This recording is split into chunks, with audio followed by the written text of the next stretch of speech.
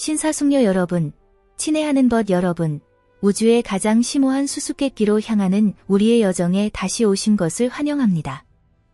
여기서 과학과 철학의 경계는 점점 더 희미해지며 그 사이에 미지의 세계가 펼쳐집니다. 광활한 우주의 고요한 밤속에서 인류는 가장 먼 조상들이 별이 가득한 하늘을 처음 올려다본 순간부터 끊임없이 질문을 던져왔습니다. 이제 저는 대담한 가설을 이해하게 되었습니다. 그것은 우리의 3차원 세계에서 죽음이 발생할 때 더 높은 공간 차원으로 전이되어 존재를 지속할 수 있다는 것입니다. 이는 공상과학 소설가가 복잡한 줄거리를 짓는 환상적인 수사가 아니라 양자 물리학의 엄격한 방정식 속에 뿌리내린 진지한 과학적 관점입니다. 그러나 여러분께 강력히 경고드려야 합니다. 이를 시험하려 하지 마십시오.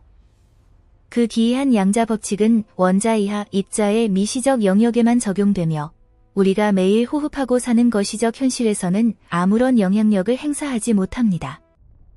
바로 이 뚜렷한 모순이 지난 세기 동안 현대 물리학의 거대한 난제를 제시해왔습니다. 현실에 대한 우리의 이해를 가르는 깊은 균열입니다.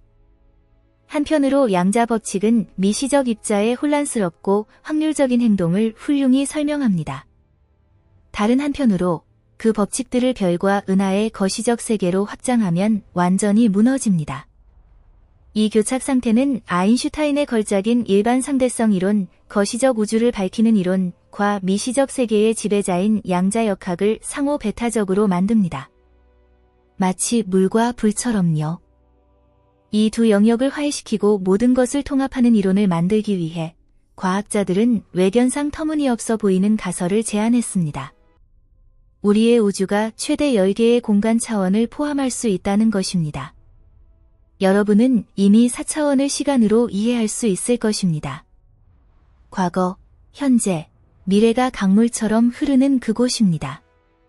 그러나 10차원 공간을 본 적은 결코 없을 것입니다. 그렇다면 10차원은 어떤 모습일까요? 그리고 우리의 첨단 기술에도 불구하고 왜 그것을 인지할 수 없을까요? 이어지는 내용에서 우리의 일상적인 감각의 선입견을 잠시 내려놓고 10번째 공간 차원의 비밀 속으로 깊이 파고들어 보겠습니다.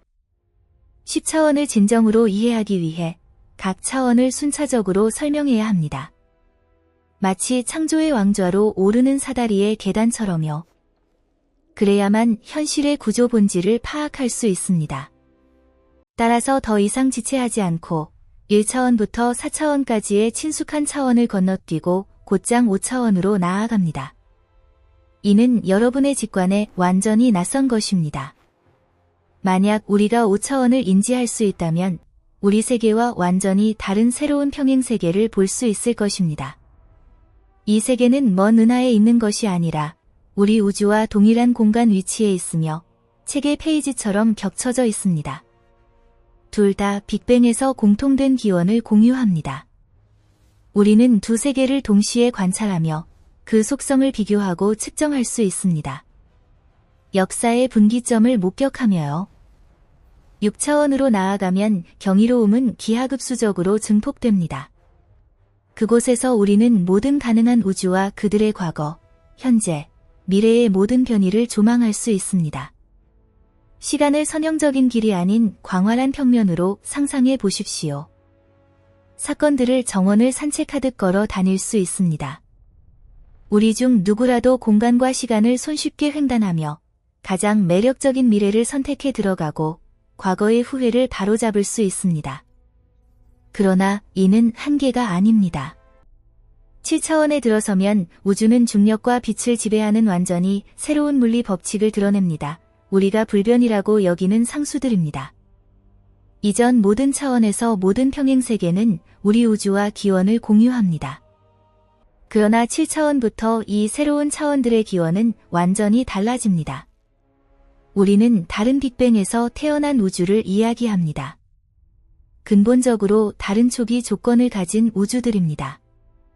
8차원은 모든 가능한 우주의 과거, 현재, 미래의 모든 가능성을 인지할 수 있게 합니다. 무한한 현실의 격자입니다. 9차원에서 우리는 모든 가능한 우주의 역사를 비교할 수 있습니다. 이 우주들은 모든 상상 가능한 물리 법칙과 초기 조건의 앙상블에서 비롯되며 빛이 더 느리게 이동하거나 중력이 청력으로 작용할 수 있습니다. 그리고 마침내 10차원은 절대적으로 모든 것을 포괄합니다.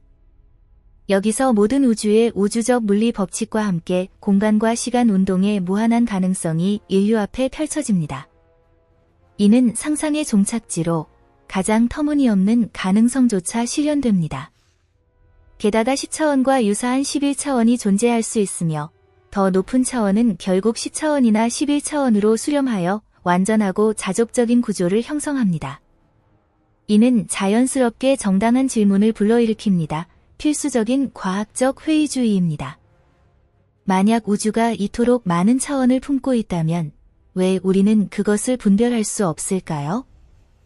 자신을 무한히 긴 나무 줄기 위에 사는 다람쥐로 상상해 보십시오. 이 시나리오에서 당신은 두 차원의 운동을 가집니다. 줄기를 따라 이동하거나 그것을 둘러싸는 것입니다. 그러나 더 가는 이웃 줄기로 뛰어내린다고 가정해 보십시오. 그 후, 이 더 좁은 줄기를 둘러싸는 능력은 심각하게 제한됩니다. 전혀 인지하지 못할 정도로요. 그 지점에서 당신은 줄기를 따라 세로로만 이동할 수 있습니다. 보충 차원들은 유사하게 작동합니다. 손을 움직일 때마다 실제로 모든 6개의 추가 차원을 횡단하지만 그것들은 보이지 않습니다. 왜냐하면 이 차원들이 압축되어 있기 때문입니다. 즉, 그 규모가 원자 이하 수준으로 감겨져 우주의 근본 직물 속에 깊이 숨겨져 있습니다. 차원이 어떻게 접힐 수 있는지 이해하기 위해 기하학의 2차원 형태인 토러스를 예로 들어 보겠습니다. 이 형태는 두 개의 원형 방향으로 정의됩니다. 하나는 중앙 구멍을 둘러싸고 다른 하나는 그것을 통과합니다. 이 도넛 같은 모양이 지속적으로 축소된다면 결국 육안으로는 무차원 점처럼 보일 것입니다. 보충 차원의 규모가 점으로 축소될 때 그 크기는 너무 작아서 어떤 기구도 그런 미시적 척도를 관찰할 수 없습니다. 이 6개의 보이지 않는 차원들은 복잡한 기하학적 공간인 칼라비아우 다양체를 집합적으로 형성합니다. 단순한 토러스와 달리 6차원 칼라비아우 다양체는 최대 500개의 구멍을 가질 수 있으며 무수한 다차원 고리로 얽혀 있습니다. 전자기 플럭스가 이 구멍들을 횡단할 수 있으며 각 구멍은 10개의 다른 상태로 존재할 수 있습니다.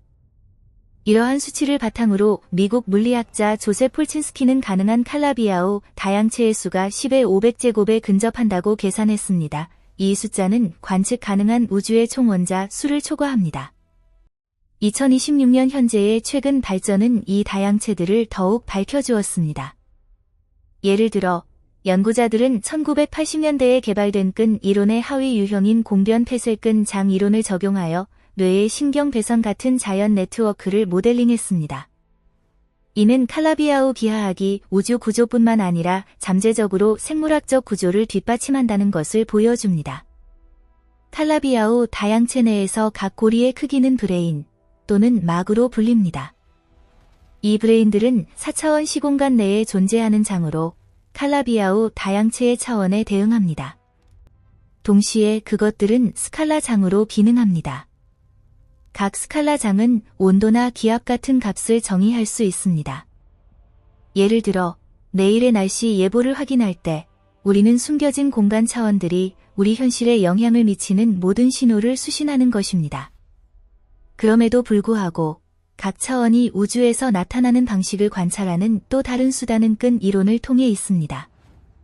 정통 끈 이론은 끈이 우주의 근본 본질을 구성한다고 가정합니다. 끈 이론에 따르면 우리 전체 우주는 미세한 진동하는 에너지 끈으로 이루어져 있습니다. 이 끈들은 현재 어떤 장치도 탐지할 수 없을 만큼 작습니다. 그들의 진동 방식이 관찰되는 입자 유형을 결정합니다. 끈이 한 방식으로 진동하면 우리는 빛의 입자인 광자를 관찰합니다. 다른 방식으로 진동하면 전자를 검출합니다. 따라서 모든 근본 입자에 대해 각 입자는 대응하는 차원의 현현입니다. 이 논리에 따라 여러분 자신은 거의 모든 알려진 근본 입자로 구성된 근본적으로 10차원 존재입니다. 보충 차원의 존재는 또한 과학자들이 중력의 상대적 약함 같은 수많은 수수께끼적인 현상을 설명하는 데 도움을 줍니다. 근본 힘 중에서 중력은 가장 쉽게 극복됩니다.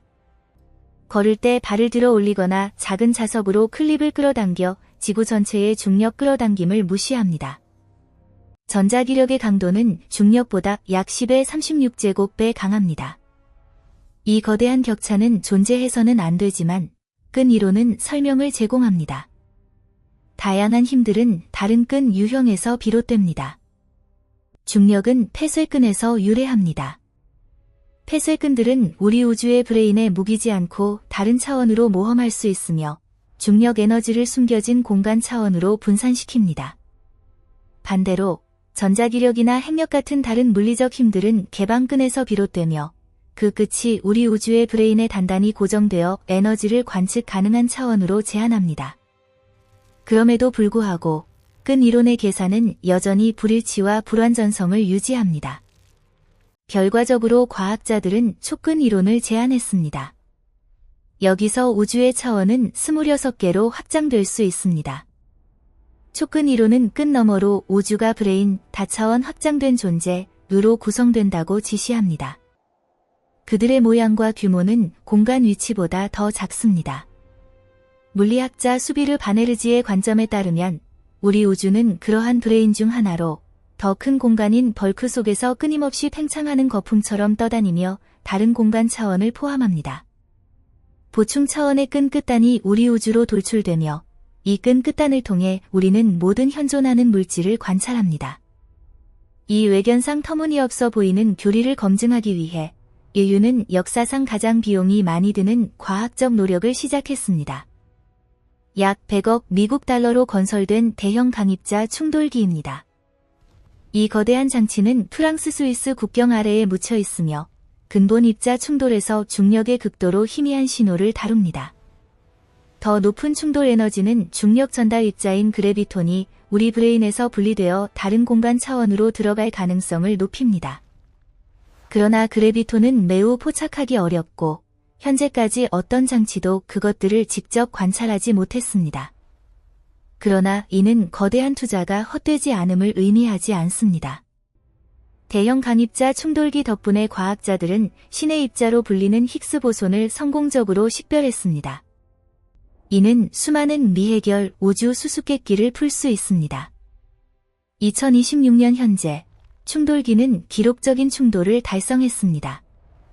최초의 산소와 네온이온 충돌을 포함하며 2026년 이후 작동을 시작할 고휘도 대형 강입자 충돌기로의 주요 업그레이드를 준비하고 있습니다. 이는 10배 더 많은 데이터를 약속하며 추가 차원에 대한 더 깊은 통찰을 잠재적으로 제공합니다. 그럼에도 불구하고 공간 차원과 우주의 진정한 본질에 대한 거대한 과학적 논쟁은 여전히 미해결입니다. 미래의 더 첨단 입자 가속기로 뒷받침되어 이 질문들은 답을 찾을 수 있습니다. 어쩌면 끈의 존재가 확인되어 거의 모든 우주 현상에 대한 설명을 제공할 것입니다. 아니면 그 수수께끼들이 증식하며 우리의 지식 지평을 영원히 확장할 수도 있습니다. 여러분은 어떻게 생각하나요? 끈이 정말 존재하나요? 아니면 모두 거대한 수학적 환상일까요? 모든 열개의 공간 차원을 완전히 인지할 수 있는 능력을 원하나요? 이 생각들을 마음속에 새겨보십시오. 우리의 여정은 여기서 끝나지 않습니다. 만약 우주의 구조가 10층 탑과 같다면 누가 그 정상에 오를 역량을 가질까요? 7단계 우주 문명이 어떤 공포를 구현할 수 있을까요? 그리고 인류는 어디까지 진화할 수 있을까요? 1964년부터 소련 천문학자 니콜라이 카르다셰프는 에너지 활용과 이용 능력을 기반으로 문명을 3단계로 분류하는 체계를 제안했습니다. 이후 현대 과학자들은 이 모델을 7단계로 확장하여 지적 진화의 가장 야심찬 척도를 만들었습니다. 이제 서툰 초기 단계부터 시작해 보겠습니다. 1단계 문명, 행성 문명으로 불리는 이는 고향 행성의 모든 자원과 에너지를 절대적으로 지배합니다. 그것은 날씨를 자유롭게 조작하여 폭풍을 막고 육지, 바다, 자연 현상을 장악하며 심지어 행성 지각의 지질 변화를 영향을 미쳐 지진이나 화산 폭발을 방지합니다. 동시에 그것은 행성의 중력 끌어당김을 쉽게 벗어나 우주로 모험하며 항성계 탐사와 행성 간 통신을 수행합니다.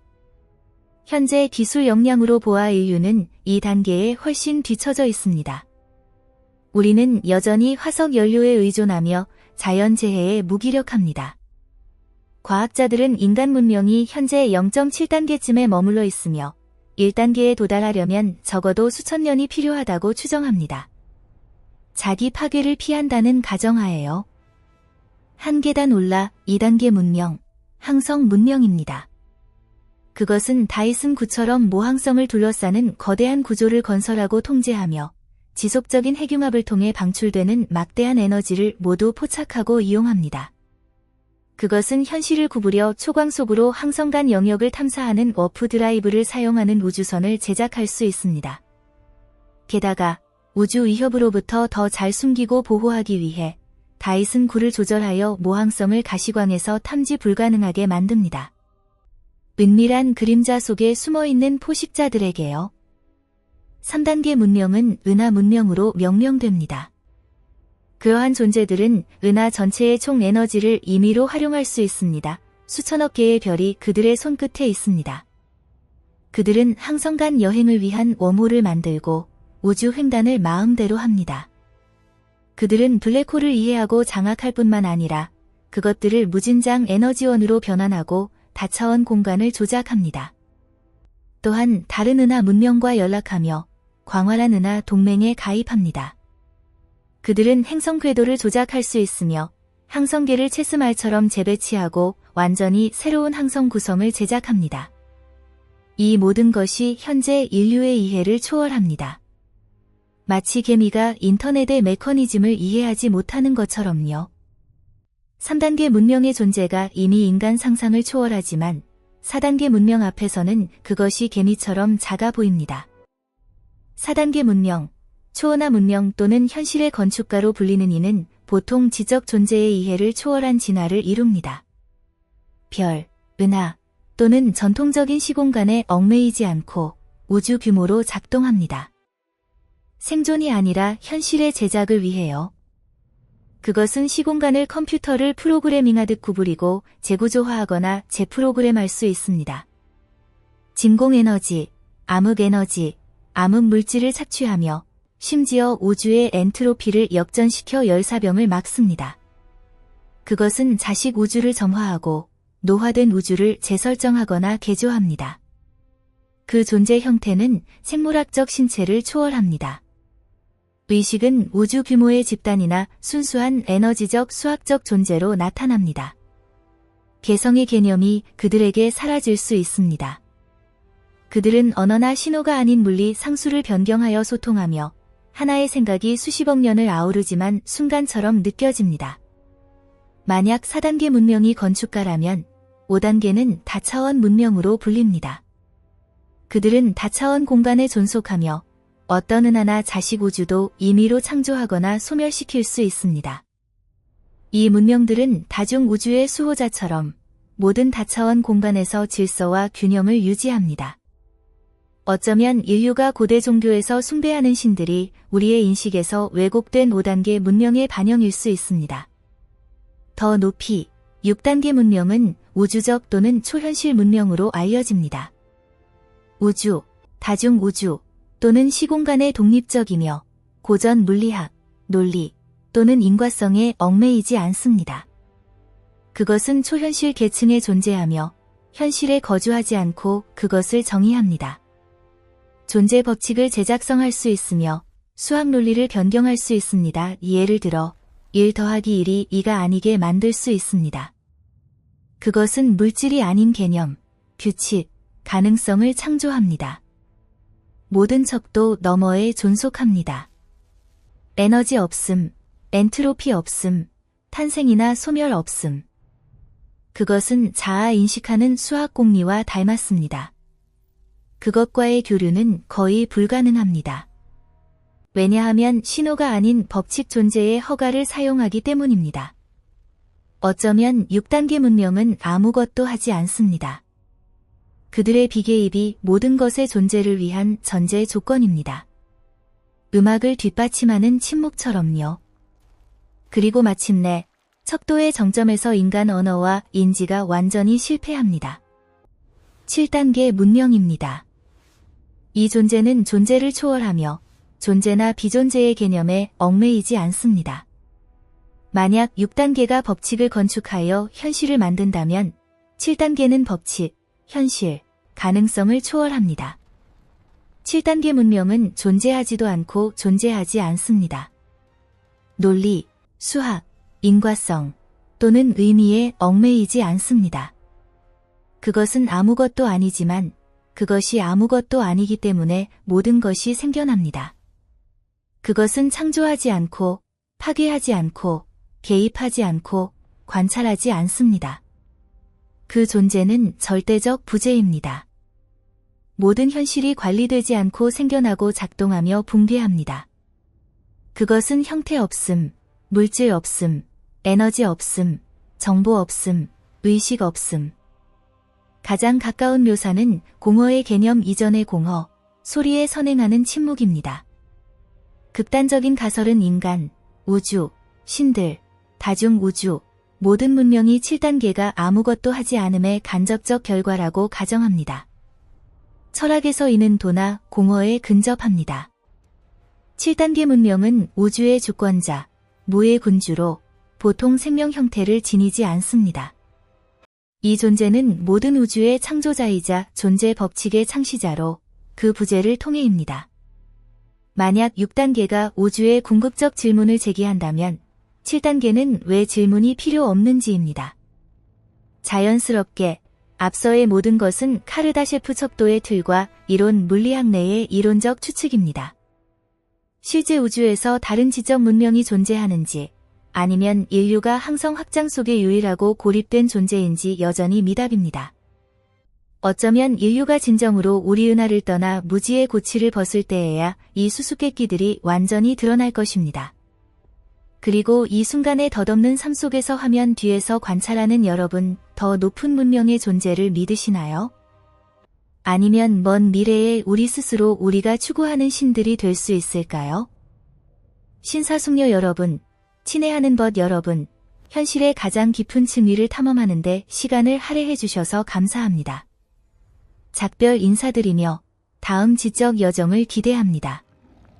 신사숙녀 여러분, 친애하는 벗 여러분, 상상의 현기증 나는 계단을 함께 오르며 작은 행성의 에너지를 활용하는 것부터 현실의 직무를 조작하는 것까지 이제 차가운, 굴복하지 않는 땅으로 돌아와 가장 엄혹한 진실과 대면할 때입니다.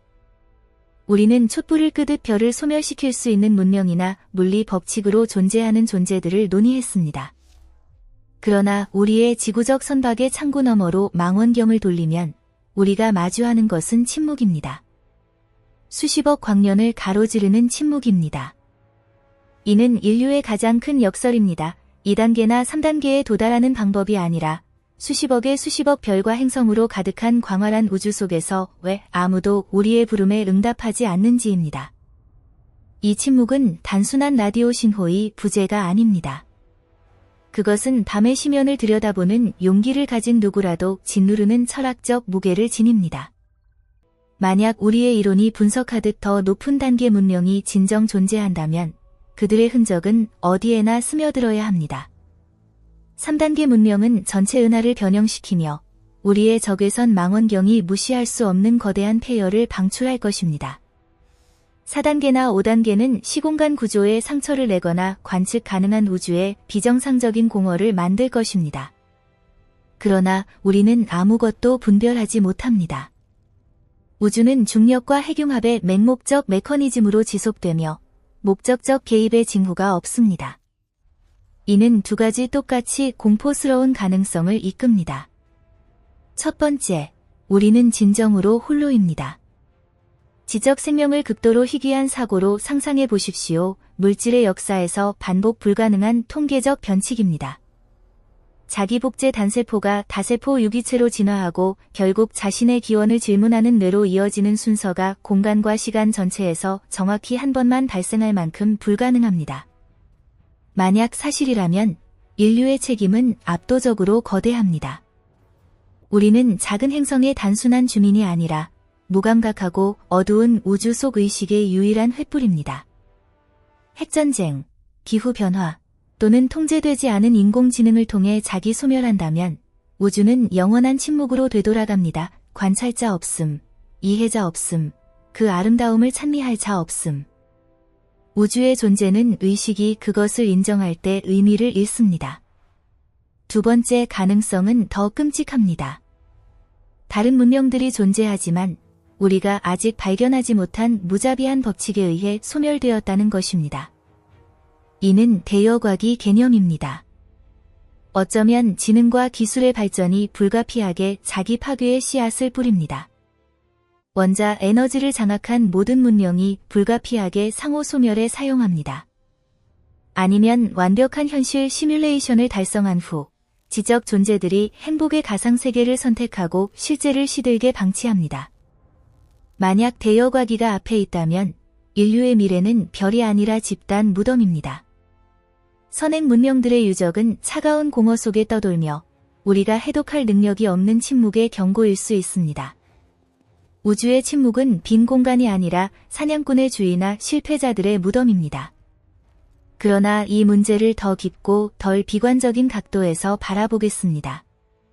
어쩌면 문명과 생명에 대한 우리의 이해가 여전히 너무 초보적이고 제한적일 수 있습니다. 우리는 라디오 신호, 금속 구조, 핵 여론을 찾습니다. 왜냐하면 그것들이 우리가 알고 사용하는 것이기 때문입니다. 그러나 석기 시대에서 겨우 벗어난 문명의 논리를 수백만 또는 수십억 년 존재한 존재들에게 강요하는 것은 순진한 오만입니다. 고속도로 옆에 둥지를 짓는 개미를 떠올려 보십시오. 그들은 지나가는 자동차의 의미를 이해할 수 없습니다. 의지가 없어서가 아니라 그들의 신경계와 감각이 그런 개념을 위해 설계되지 않았기 때문입니다. 마찬가지로 더 높은 단계 문명들은 현재 인간 물리학이 자연 현상으로 여기는 형태로 우리 눈앞에서 작동할 수 있습니다. 어쩌면 우주 구성의 95%를 차지하며 그 본질이 우리를 피하는 암흑물질과 암흑에너지가 그들의 기반 시설이나 바로 그들 자신일 수 있습니다. 우주의 팽창이 빅뱅의 여파가 아니라 진행 중인 대규모 공학 프로젝트일 수 있습니다. 지각 격차가 거대해질 때 기술은 마법과 구별되지 않으며 인공생명은 자연과 구별되지 않습니다. 우리는 물리 법칙으로 숭배하는 존재들이 관찰하는 유리 우리에 살 수 있습니다. 이는 존재의 의미로 되돌아갑니다. 여력학제 이 법칙이 지배하는 우주에서 모든 것이 질서에서 혼돈으로 유용한 에너지에서 무용한 열로 추세를 이룹니다. 생명은 매력적인 역설입니다. 생명만이 엔트로피의 국소 흐름을 역전시키며 혼돈에서 질서를 추출하여 구조를 유지합니다. 이 관점에서 모든 문명의 궁극적 목적은 카르다셰프 단계와 무관하게 여력학적 붕괴와의 싸움입니다. 우리는 도시를 세우고 책을 쓰며 유전자와 실리콘의 정보를 인코딩합니다. 모두 시간의 침식을 막기 위한 필사적 노력입니다.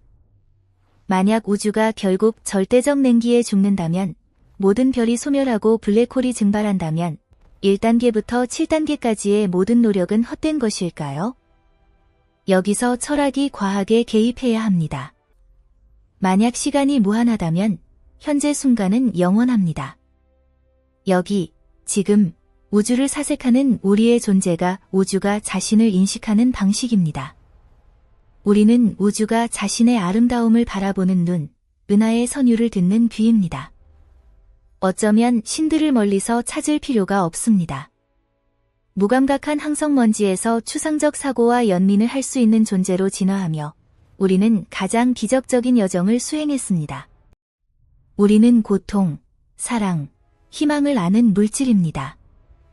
만약 다른 문명이 저기 존재하지 않는다면 우리의 임무는 더 신성해집니다. 우리는 생명의 수호자, 우주의 미래를 뿌리는 자입니다. 각 과학적 진보, 창조된 모든 예술 작품, 사람 간의 친절은 우리가 꿈꾸는 더 높은 문명의 벽돌입니다. 우리는 밤하늘의 침묵 앞에서 절망하지 말고 더 크고 명확하게 우리의 존재를 공허에 대고 선언할 동기를 끌어내야 합니다. 앞길은 길고 무지의 함정과 탐욕의 올가미로 가득합니다. 그러나 인류의 잠재력은 무한합니다. 동굴에서 불을 길들이는 것부터 달에 발자국을 남기는 것까지 우리는 어떤 한계도 극복할 수 없음을 증명했습니다. 따라서 신사숙녀 여러분, 다음에 별이 가득한 밤하늘을 바라볼 때 작거나 고독하다고 느끼지 마십시오. 그 별들을 우리를 기다리는 목적지로 보십시오. 어두운 틈새를 장벽이 아닌 인류의 걸작을 기다리는 빈 캔버스로 보십시오. 우리는 우주의 아이들로 지구의 요람에서 첫걸음을 떼는 유아입니다. 우리는 비틀거릴 수 있고 길을 잃을 수 있지만 탐험과 이해의 갈증이 영원히 우리의 안내등이 될 것입니다. 우주 문명의 이야기는 외계 낯선 자들의 것이 아니라 우리의 미래, 현재 시련을 극복할 만큼 용감하고 지혜롭고 단결한다면 우리가 될 수 있는 것입니다. 생명을 소중히 여기고 이 취약한 푸른 행성을 소중히 여기며 질문하는 것을 멈추지 마십시오. 우리가 질문하는 한 우리는 존속하고 진화합니다. 그리고 누가 알겠습니까? 먼 미래에 우리의 후손들이 이 시대를 회상할 때 그들의 조상들이 헛되이 추구한 전능한 신들이 인류의 무한한 잠재력 속에 항상 존재했다는 것을 깨달을 수 있습니다. 신사숙녀 여러분, 친애하는 벗 여러분, 공간과 시간을 가로지르는 이 사색의 오디세이에 귀중한 시간을 투자해 주셔서 감사합니다. 오늘의 성찰이 인류 미래에 대한 호기심과 믿음의 씨앗을 심기를 바랍니다. 작별 인사드리며 지식에 다가오는 탐험을 위해 재회하기를 기대합니다. 마지막으로 이 모든 깊은 통찰과 탐구의 여정을 가능하게 한 위대한 과학자들과 연구자들에게 깊은 감사를 드립니다. 알베르트 아인슈타인의 일반 상대성 이론의 선구적 기여, 양자역학의 개척자들의 미시 세계 탐험, 끈 이론의 발전에 기여한 브루노 벤토와 미겔 몬테로의 최근 작업, 칼라비아오 다양체와 생물학적 네트워크의 연결을 밝힌 연구자들, 대형 간입자 충돌기의 업그레이드를 이끈 CERN 팀의 노력, 니콜라이 카르다셰프의 문명 척도 제안과 그 확장, 엘리코 페르미의 역설과 로빈 헨슨의 대여과기 개념, 그리고 로버트 란자와 같은 생중심주의자들의 의식과 죽음의 가설, 이 모든 분들의 끈기 있는 노력과 조용한 헌신은 인류의 지식과 사회에 영원한 빛을 가져다 주었습니다. 그들의 헌신에 깊이 감사드리며 그 유산이 미래 세대를 영원히 영감을 주기를 빕니다.